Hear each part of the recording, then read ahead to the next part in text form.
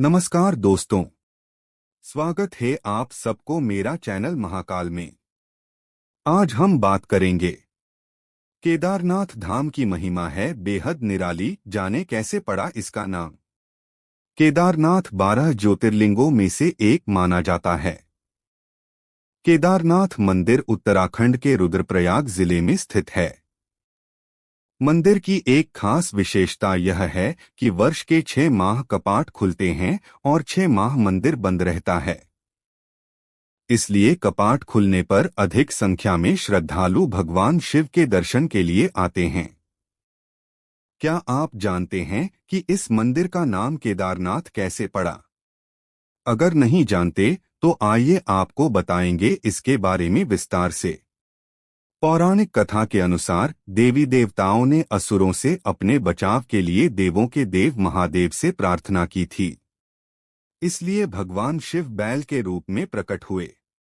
इस बैल का नाम था कोडारम था। बैल में असुरों का नाश करने की शक्ति थी। बैल के खुरों और सींग ने उनका का नाश किया, जिन्हें प्रभु ने मंदाकिनी नदी में फेंक दिया था। इसी कोडारम नाम से केदारनाथ नाम पड़ा। केदारनाथ मंदिर में स्थापित शिवलिंग स्वयंभू है। इस वजह से मंदिर का महत्व अधिक बढ़ जाता है। शास्त्रों में जिक्र किया गया है कि सर्वप्रथम केदारनाथ मंदिर का निर्माण 5 पांडवों ने किया था, लेकिन वह समय के साथ विलुप्त हो गया। इसके बाद आदि गुरु शंकराचार्य जी ने इस मंदिर का पुनः निर्माण किया था। केदारनाथ एक असाधारण स्थान है। यहाँ पर शिव ध्वनि का उच्चारण एक बिल्कुल नया आयाम और महत्व प्राप्त कर लेता है। यह एक ऐसा स्थान है जिसे इस खास ध्वनि के लिए विशेष रूप से तैयार किया गया है। जब हम शिव शब्द का उच्चारण करते हैं तो यह अनिर्मित का स्वातंत्र्य है, जो सृजित नहीं है उसकी मुक्ति है। ऐसा कहना सही नहीं है, लेकिन यह लगभग ऐसा है कि इस धरती पर शिव की ध्वनि केदारनाथ से निकलती है। हजारों सालों से लोगों ने उस स्थान को उस ध्वनि के स्पंदन के रूप में अनुभव किया है। जब हम शिव कहते हैं तो इसका मतलब एक और मूर्ति या भगवान बनाना नहीं है, जिनसे हम जीवन में और अधिक समृद्धि या बेहतर चीजें मांग सकते हैं। शिव शब्द का अर्थ है वह जो नहीं है। आज आधुनिक विज्ञान हमारे लिए यह साबित कर रहा है कि सब कुछ शून्य से आता है और शून्य में वापस चला जाता है। अस्तित्व का आधार और ब्रह्मांड का मूल गुण विशाल शून्यता है। केदारनाथ ज्योतिर्लिंग और पंच केदार की कहानी। एक पौराणिक कथा है कि कुरुक्षेत्र युद्ध के बाद पांडव बहुत दुखी थे, क्योंकि उन्होंने अपने ही परिजनों को, अपने ही भाइयों और रिश्तेदारों को मार डाला था। इसे गोत्रवध कहा जाता था। वे इस कृत्य के लिए दोषी और कलंकित महसूस कर रहे थे और खुद को इससे मुक्त करने का रास्ता तलाश रहे थे। तो वे शिव की तलाश में निकल पड़े। शिव उन्हें इस भयानक कृत्य से अचानक मुक्त हो जाने का सुख नहीं देना चाहते थे, तो उन्होंने खुद को एक बैल के रूप में बदल लिया और भागने की कोशिश की। लेकिन उन्हें पकड़ने की कोशिश में पांडव उनका पीछा करने लगे। शिव जमीन में चले गए और जब वे ऊपर आए तो शरीर के अलग अलग हिस्से अलग अलग जगहों पर उभर आए। बैल का कुबड़ केदारनाथ है, आगे के 2 पैर तुंगनाथ हैं, जो केदार के रास्ते में हैं। नाभि हिमालय के भारतीय भाग में मध्यमहेश्वर नामक स्थान पर प्रकट हुई, जो एक बहुत शक्तिशाली मणिपूरक लिंग है, और शिव की जटाएं कल्पनाथ नामक स्थान पर प्रकट हुई। इस तरह शरीर के अलग अलग अंग अलग अलग जगहों पर प्रकट हुए। शरीर के अंगों का यह वर्णन 7 चक्रों से संबंधित है। इन मंदिरों की स्थापना मानव शरीर के रूप में की गई थी। यह एक महान प्रयोग था, एक विशाल शरीर बनाने की कोशिश करना। ऐसा ही एक शरीर भारतीय हिमालय की दिशा में हुआ। ऐसा ही एक दूसरा शरीर पश्चिमी दिशा की ओर बढ़ गया, जहां उन्होंने नेपाल को ही एक शरीर में बदलने की कोशिश की।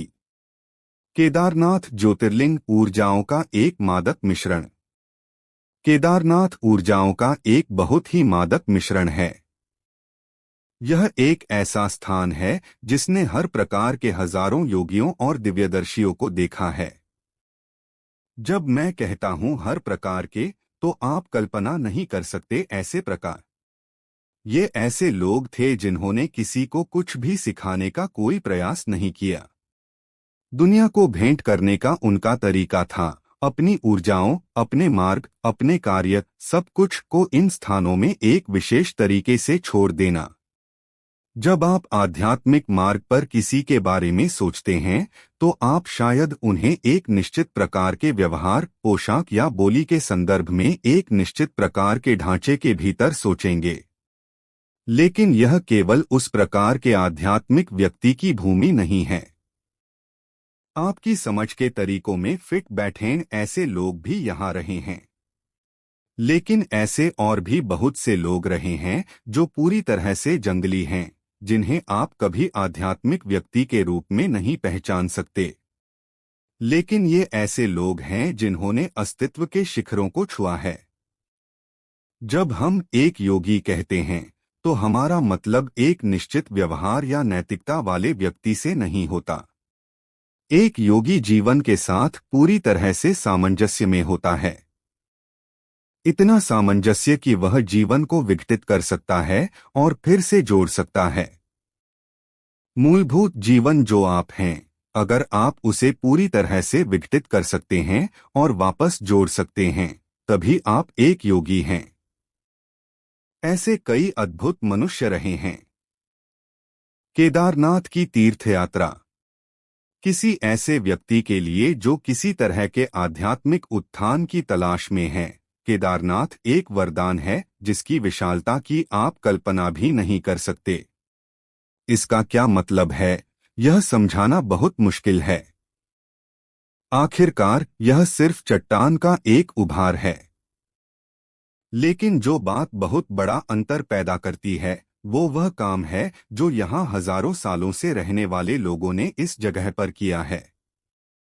यही वो जगह है जहाँ बहुत से योगियों ने अपने शरीर त्यागे हैं। यह कुछ ऐसी चीज है जिसे आपको जरूर अनुभव करना चाहिए। भारत में जन्म लेने के बाद, इससे पहले कि आप बहुत बूढ़े हो जाएं और किसी चीज के लायक न रहें, आपको एक बार हिमालय जरूर जाना चाहिए। अगर आपको मेरा वीडियो अच्छा लगा, तो कृपया लाइक, शेयर और सब्सक्राइब जरूर करें। कमेंट में लिखें हर हर महादेव।